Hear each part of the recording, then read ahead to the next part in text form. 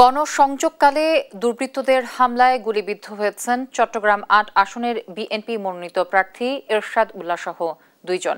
বৃহস্পতিবার বিকেলে চট্টগ্রামের হামজারবাগ এলাকায় এ ঘটনা ঘটে। আহতদের উদ্ধার করে নগরীর এভারকেয়ার হাসপাতালে নেওয়া হয়েছে।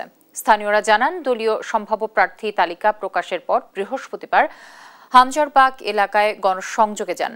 এমন সময় দুর্বৃত্তরা এরশাদ উল্লাহকে লক্ষ্য করে গুলি চালায়। এ সময় গুলিবিদ্ধ হন এরশাদ। সারোয়ার বাবলা নামে এক সমর্থকও গুলিতে আহত হন। দুজনকেই তাৎক্ষণিক উদ্ধার করে নেওয়া হয় হাসপাতালে। দর্শক, চট্টগ্রামে বিএনপি প্রার্থী গুলিবিদ্ধ হওয়া নিয়ে আরো জানাতে যুক্ত হচ্ছেন সহকর্মী AKM নাজিম। নাজিম, এই বিষয়ে আপনার কাছে আর কি তথ্য আমরা পেতে পারি?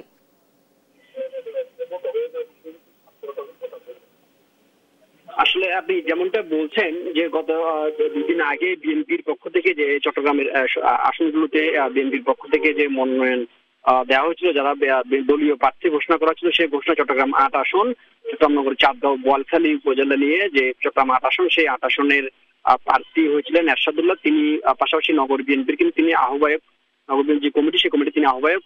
তিনি দলীয় মনোনয়ন পাওয়ার পরপরই কিন্তু তাদের যে নির্বাচনী কার্যক্রম সেটি আসলে শুরু করেছিলেন, যেটা আমরা জানতে পেরেছি। এবং যেদিন থেকে তিনি দলীয় মনোনয়নের জন্য মনোনীত হয়েছেন, তার পরপর থেকে তার কর্মী সমর্থকরা থেকে শুরু করে বিএনপির যে বোয়ালখালী এবং চাঁদগাঁও আসন, তার সংসদীয় আসনের যে এলাকার বিএনপি নেতাকর্মী রয়েছেন, তারা আসলে উচ্ছ্বাসে ফেটে পড়েছেন, যেহেতু দীর্ঘদিন পর নির্বাচন হচ্ছে এবং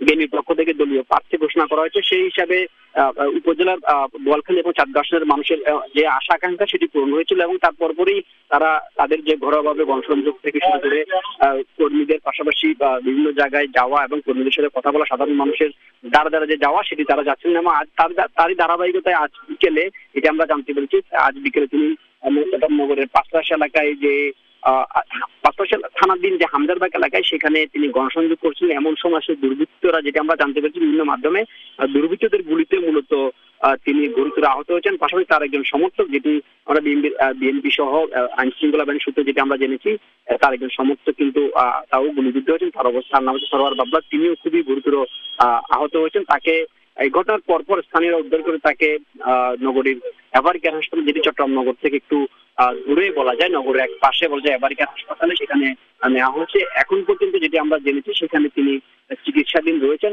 তবে আমরা যখন এই ঘটনার সংবাদ শুনি, তখনই কিন্তু আমরা অন্য একটি বিএনপির একটি সভায় ছিলাম। সেখানে বিএনপির স্থায়ী কমিটির সদস্য আমির হোসেন মাহমুদ চৌধুরী বক্তব্য দিয়েছিলেন। তিনি এই ঘটনা শুনে সেখানে আমির হোসেন মাহমুদ চৌধুরী, বিএনপির হুম্মাম কাদের চৌধুরী এবং ইসলামিক চৌধুরী সবাই ছিলেন। এই ঘটনার পরপরই কিন্তু আমির হোসেন মাহমুদ বলেছেন যে আসলে একটি পক্ষ ষড়যন্ত্র করে মূলত দলের নেতা কর্মীদের উপর হামলা করার চেষ্টা করছে।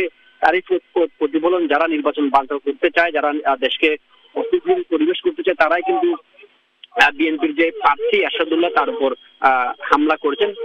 তারপর পরে আসলে আমরা ঘটনাস্থলের দিকে রওনা দিয়েছি। এখন পর্যন্ত যেটি বলা যায়, আসলে পুরো নগরের অবস্থা থমথমে। নির্বাচনী এলাকায় তার কর্মী সমর্থকরা এই ঘটনার পরপর বিক্ষোভ মিছিল করেছেন। তো বলা যায় এরশাদ উল্লাহ এবং তার যে কর্মী, তাদের অবস্থা সংকটপূর্ণ বলা যায়। চট্টগ্রামের বিএনপির প্রার্থী গুলিবিদ্ধের ঘটনা নিয়ে আমার কাছে ছিল সর্বশেষ।